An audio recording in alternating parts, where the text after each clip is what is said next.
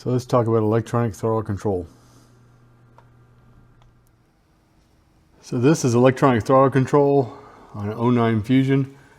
See, this is the throttle body right here. The throttle position sensors, there's two of them are in here. You see there's quite a few more wires than we're used to on a throttle position sensor. That's because we have a DC motor in here. We have a motor that moves the throttle back and forth, which I'll show you here in a little bit. Notice there's no throttle cable at all.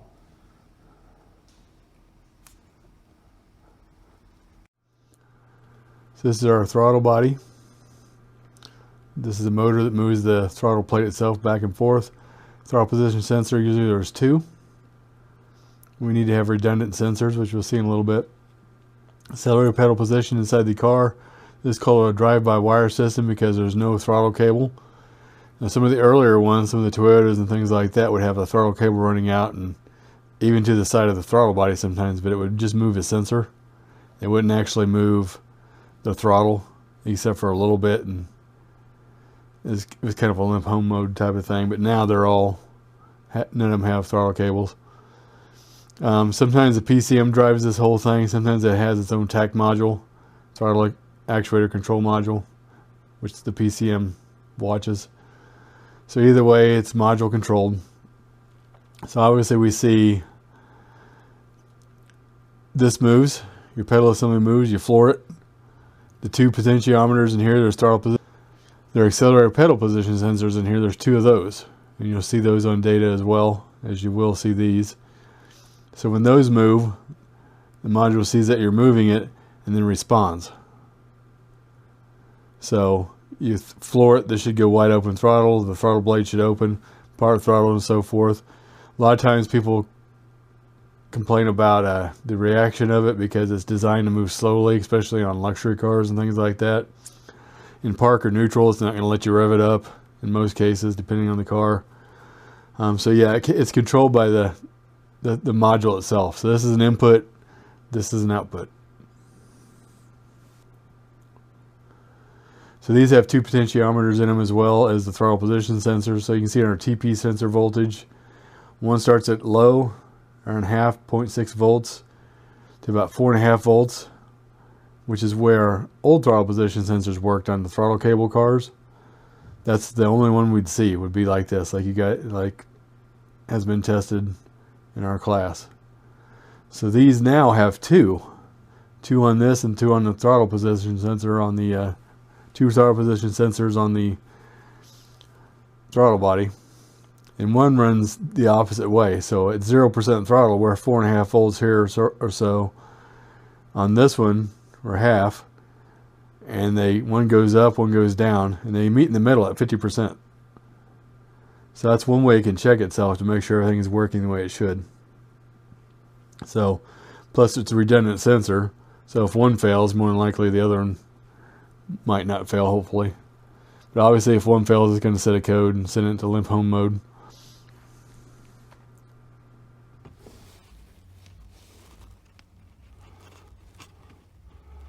So on this Fusion, this is the accelerator pedal position sensor. Kind of hard to see up in here, but it is again another sensor. It's got two potentiometers in it.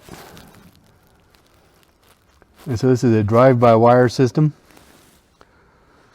Here's a throttle body off of an electronic throttle control system. See, once again, no throttle cable like on the older systems. This thing is spring loaded. It has a spring that returns it.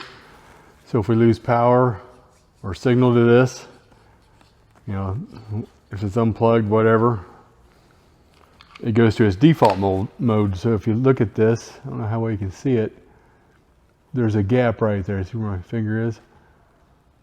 So depending on the car, that'll be like 1200 RPM, 1500 RPM. So it'll be a very high idle. So it allows you to get somewhere if you lose, the motor stops working or something like that.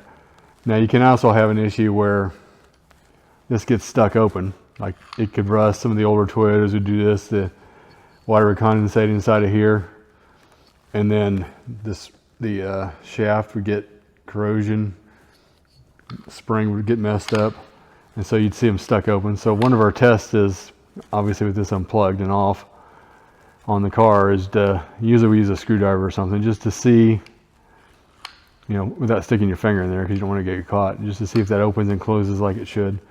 And when you start the car, this will go down to idle, whatever the idle is, but obviously when you give it gas, it goes the other way, so it moves two different directions.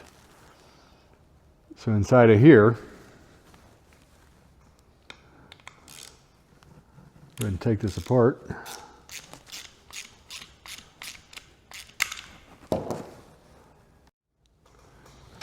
So you can see I've got this apart. Here's what it looks like on the inside. These two connectors here. There's our motor. There's gear for that. I actually took this off. I should have left that on there for you. So you can see it actually, I move this, that moves that and contacts that and moves there, so I can move this independently. And if you look real close at this shaft right here is magnetic. That rides right up against this right there. That would be how it senses the position of it. It looks to be, because that's the only two wires that are running are these two here. And that has to be, they'll both go here, so that's the motor itself. The sensing position, kind of like a camshaft sensor or crankshaft sensor with a magnetic sensor here. So obviously, a lot can go wrong here. These teeth can strip out. This one happens to be plastic as well. So if something starts to bind up, this would strip.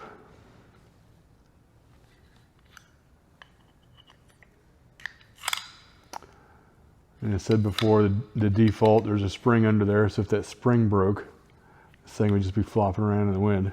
So that would cause some issues as well. But that's why we have the position sensors on there. If it's not in its right position, you can look in the scan tool data and see that if it gets stuck.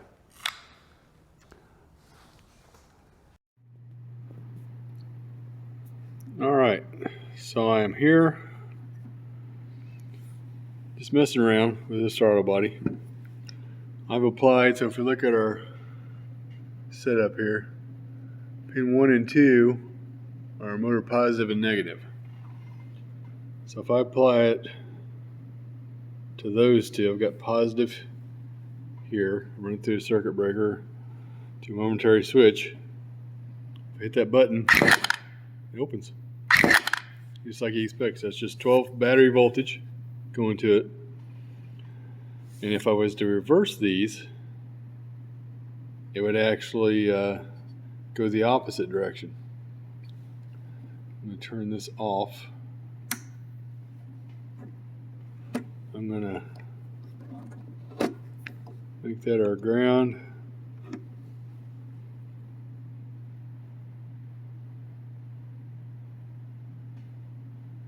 Make this our power. Turn it back on, and that should, hopefully, yeah, it goes the other way now. So it's just a reversing motor, like I've talked about before in class. So it's a DC motor. You go one direction or the other.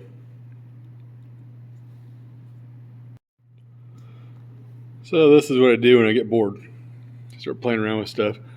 So this has a 5-volt out, which is we're going to use as a reference. So normally this would be in a car if you're testing it, but I figured, what the hey, I've got one off and I'm going to mess around with it. So as I showed you before, the motor works. Our pin out, if we look right there, reference voltage is 5. Return, which is basically a ground back to the PCM, is 4. So 5 and 4 are these two black ones right here. So 5 volts in the return. This one's the signal. This is number 3, negative slope signal. So if we look at my meter right here, I'm going to move the throttle with my hand. You see the throttle position sensor is working. It goes down as I open it up. It goes the other way as I close it.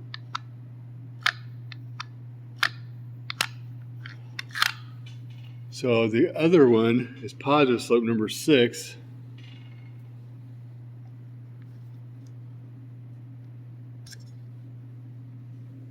if I can get that in there. Kind of a tight fit. There we go.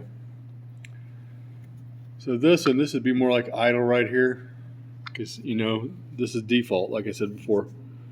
So idle would go down closer to that. So if I go open it up, go to wide open throttle, there's our voltage. So that's basically what you'd see with a normal throttle position sensor.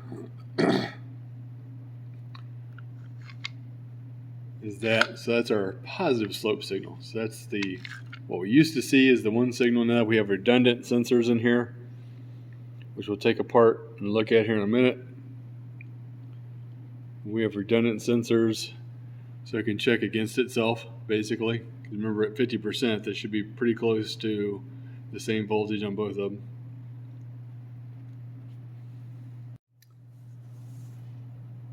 All right, so we've taken the bolts out here. We'll go ahead and pull this apart.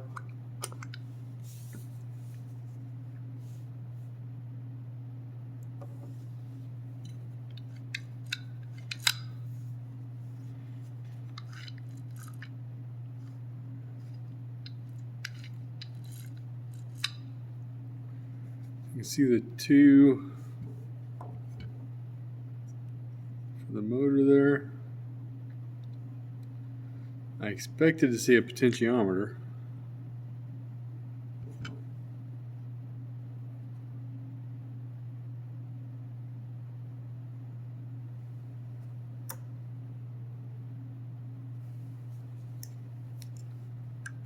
I think it's magnetic. Look at that. I don't know if you can see it, but I'm going to take the magnetic end of this on this computer chip. Watch the voltage. So that's how it senses voltage as it goes around. So it's not actually using a potentiometer. If you look at our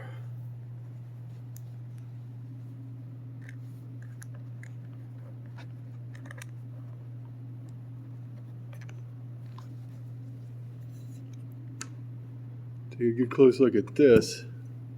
This thing's magnetic. It's got little windows in it. And it would set down inside of here, right next to this. So as the magnet moves,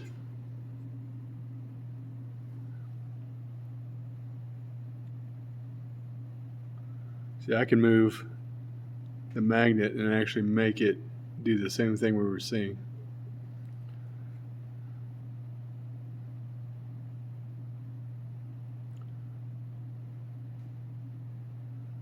So the movement of the magnet is what this chip senses. It senses the magnetic field and reports that back. Interesting. So what you normally have on a lot of these, what I expected to see, was like this one, very clearly a throttle position sensor on it. It's going to have two. It'll go back to this. That's a potentiometer. This is an old Toyota, which had a potentiometer on it, and it just moved this.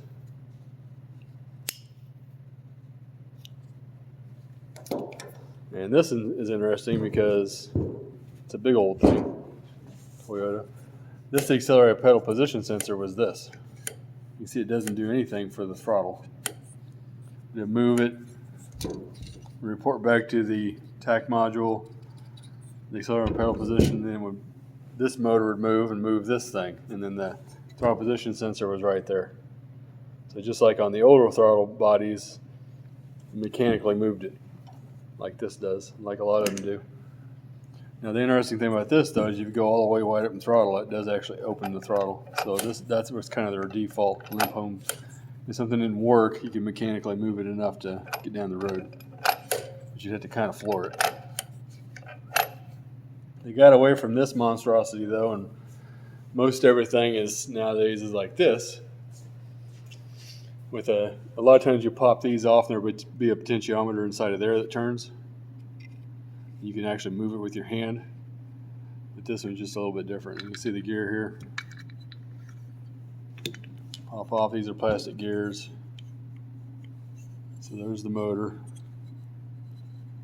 There's the gear itself, and spring. There's a spring in the back of it, behind it.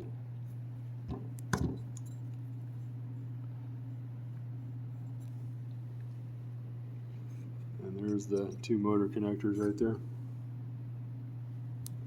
So the rest of it's just done with a magnet on the end of this. Right there. Now here we are back on the car. Here's the PIDs we generally see. Accelerator pedal position, that's the accelerator pedal. There's our voltage. You've actually got 3 on this one.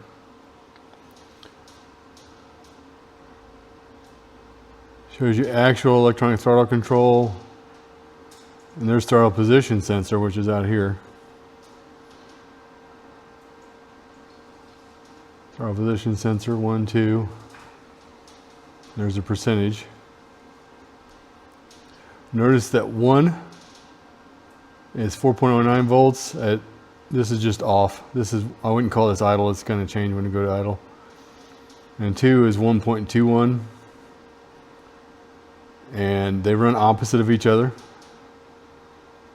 So you'll see that when you do this. So we'll start it up and you'll see that when I rev it up, it'll change. One will go up, one will go down.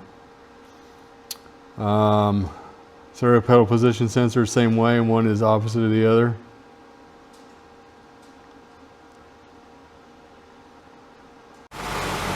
Alright, I just started it.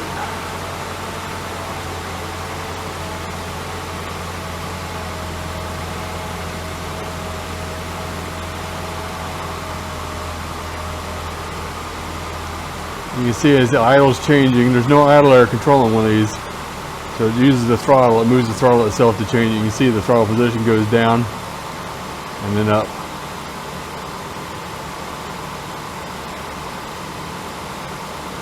So I'm actually going to go into a functional test.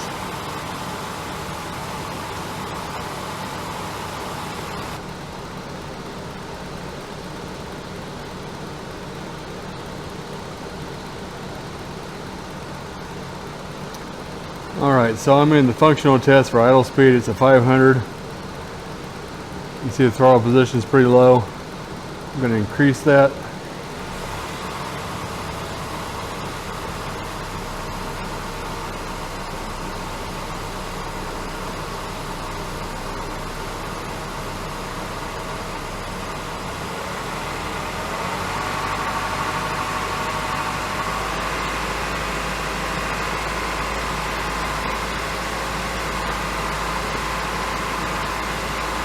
Clearly won't go to 2000. You can see the voltage changing as I do that. I'm going to go back down.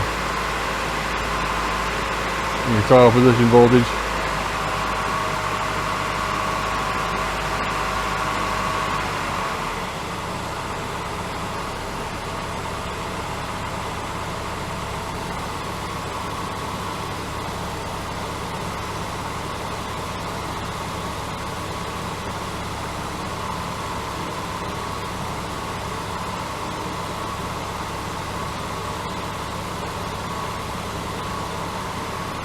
There's our desired, and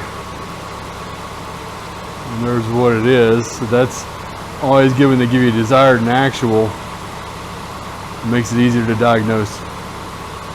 If it gets stuck, you watch desired. I'm going to change that. Changing the, and there's the actual.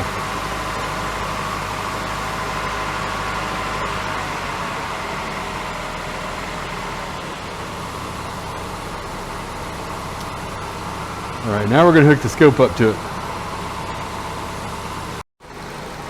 Alright, I got the Pico scope hooked up into here. I've got channel 1 is our throttle position sensor number 2, and then the other one, channel 2, is actually the positive voltage, actually negative voltage. So that's the motor. So what we're seeing, there we go.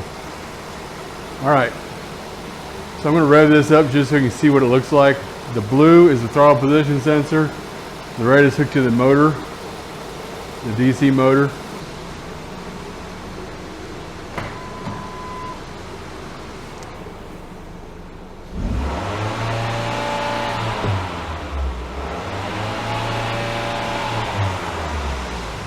That's as high as it'll rev with it just sitting here.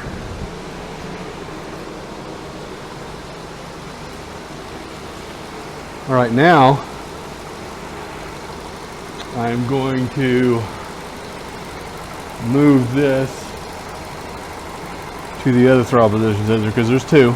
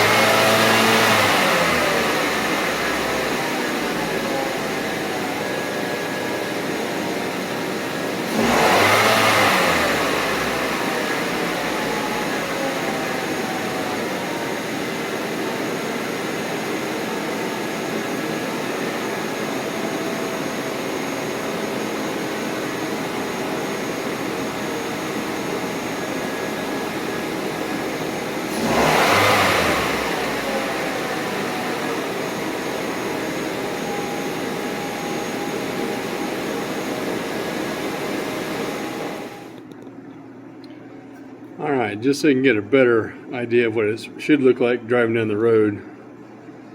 As you saw in the previous video, it doesn't move a lot at idle. You have to be driving down the road. So what I'm going to do, I've got it still hooked up the same. Both of the throttle position sensors. I'm going to move this throttle with the screwdriver. I'm not going to stick my finger in there. This is not recommended, by the way, but I just wanted to show you a little better. It's going to look better this way if I move this thing. So I'm going to move it actually wide open throttle so you can kind of see. Hopefully you can see that. Alright, so I'm going to open it up.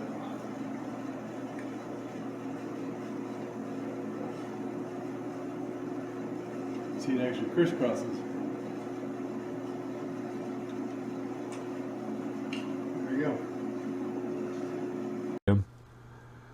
Here's the problems we see. See how rusty this is? It's can bind up like this. There's a broken tooth, strip gears. So if you're having, you'll see this on the PIDs, on the data. It'll have a desired position and the actual position in most cases. And so you'll be able to tell whether or not it's actually messed up. Sometimes it gets stuck and don't move at all.